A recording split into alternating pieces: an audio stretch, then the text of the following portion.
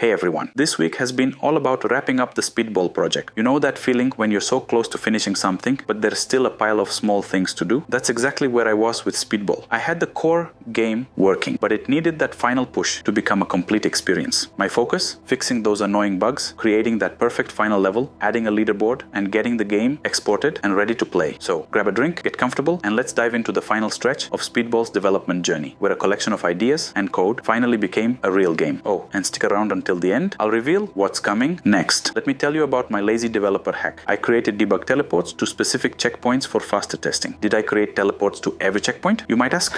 Of course not. Laziness always wins. I only made teleports to the ones I was actively testing. Sometimes the best code is the code you don't write, right? My goal for early May was simple on paper but challenging in practice. Kill all the bugs. Finish all game mechanics. Export the complete game. It's like cleaning your room. Seems straightforward until you actually start doing it.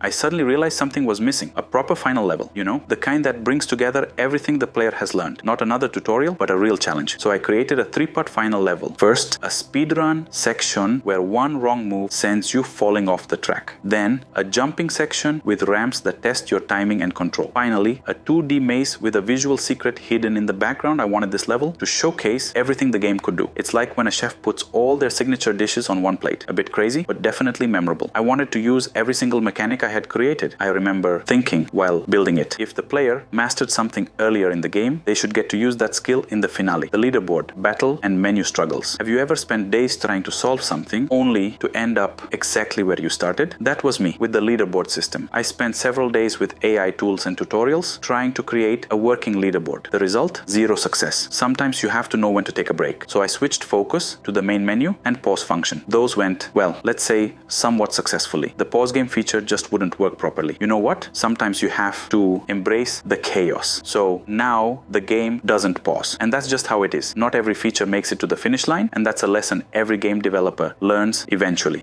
One thing I really wanted was to let players choose their own challenge level, so I added difficulty options. Easy mode starts you on the first, more forgiving map. Ultra crazy mode throws you straight into the second, much harder level. After finishing either option, the player returns to the menu and can choose again. It's like choosing between taking the stairs or jumping out of a window. Both get you to the ground floor, but one is definitely more intense. With the mechanics in place, I started playing with the game's look and feel, creating a logo, icons, and polishing the graphics. The game works great with a controller, which was important to me. However, when I tested it on Steam Deck, I ran into some issues. And here's a funny story. My custom icon actually blocked the entire game export. Watch out for your graphic files. They need to meet the engine's requirements. I learned the hard way. It's like trying to fit a square peg in a round hole. No matter how pretty the peg is, it just won't work if it's the wrong shape. Wrapping up, and what's next? Finally, Speedball is complete. The game is available on my website. You can download it for free or support me with a donation if you enjoy it. But I'm not stopping here. I'm already starting a new project, a shooter game. Let's pause here.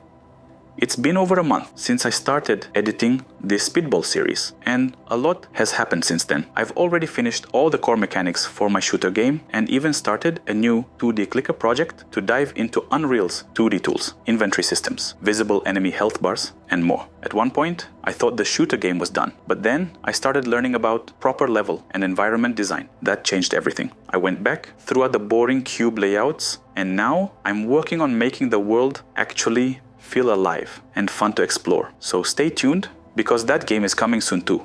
Each project is a stepping stone to something bigger. It's been an intense month. Speedball is finished and a new project is already taking shape in my mind. Leave a comment if you played the game. I really want to know how you did. Your feedback helps me grow as a developer. See you in the next devlog.